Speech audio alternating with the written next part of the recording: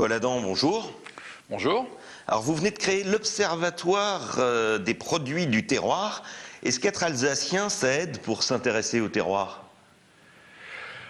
Être alsacien, forcément, puisque le terroir alsacien est un terroir très riche. Et d'après ce qu'on a pu lire récemment dans la presse, peut-être un peu méconnu ou pas assez connu, enfin en tout cas peut-être un petit peu replié sur lui-même. Donc l'Observatoire du terroir a entre autres aussi pour ambition de faire connaître le terroir alsacien, et pas seulement, bien sûr. Alors les salons des produits de terroir, les salons de vignerons récoltants, le mot terroir a le vent en poupe. Est-ce que c'est une tendance New Age avec les locavores qui ne consomment que des produits près de chez eux? Une tendance ou un phénomène de fond? Une mode ou un phénomène de fond? Ouais, vous posez la bonne question. Je vais faire un scoop. La prochaine édition de notre newsletter, l'Opt, aura pour titre le terroir caisse. En fait, malheureusement, il y a beaucoup d'acteurs aujourd'hui de la distribution qui s'emparent du terroir, un peu comme certains s'emparent de l'écologie pour faire du greenwashing. On a, entre autres, nous, comme mission, on s'est fixé comme mission de rester très objectif sur ce qui est le vrai terroir et ce qui est un terroir plutôt édulcoré et utilisé à des simples buts de communication, quoi. Alors certains disent que la France sera en 2030 un musée planétaire avec ses monuments, sa culture et ses terroirs. Beaucoup s'en inquiètent, vous vous en réjouissez?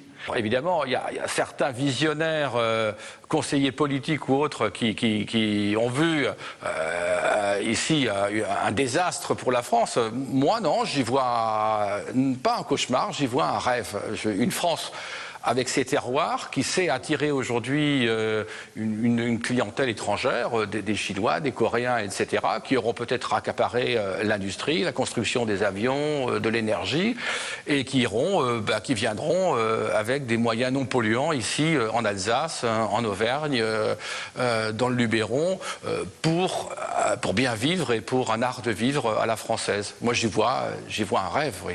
Oui, vous citez un chiffre, 92% des Français considèrent que manger est un plaisir. On peut quand même parler de l'actualité.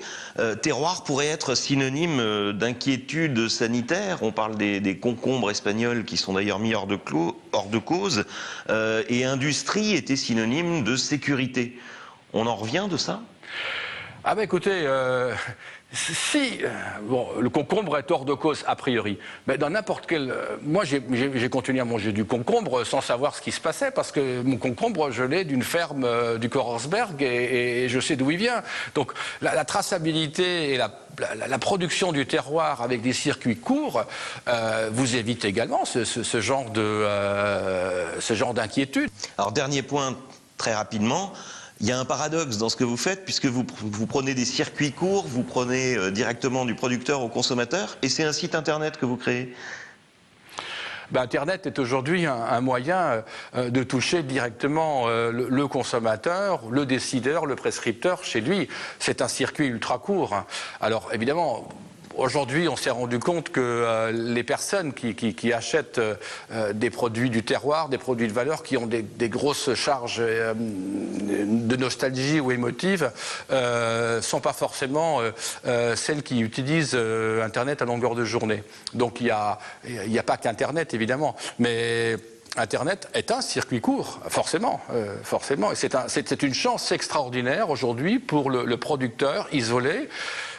Je connais des gens qui produisent de la laine de mohair ou autre dans les Pyrénées et qui ont aujourd'hui une clientèle dans la France entière parce qu'aujourd'hui ils ont une visibilité par Internet.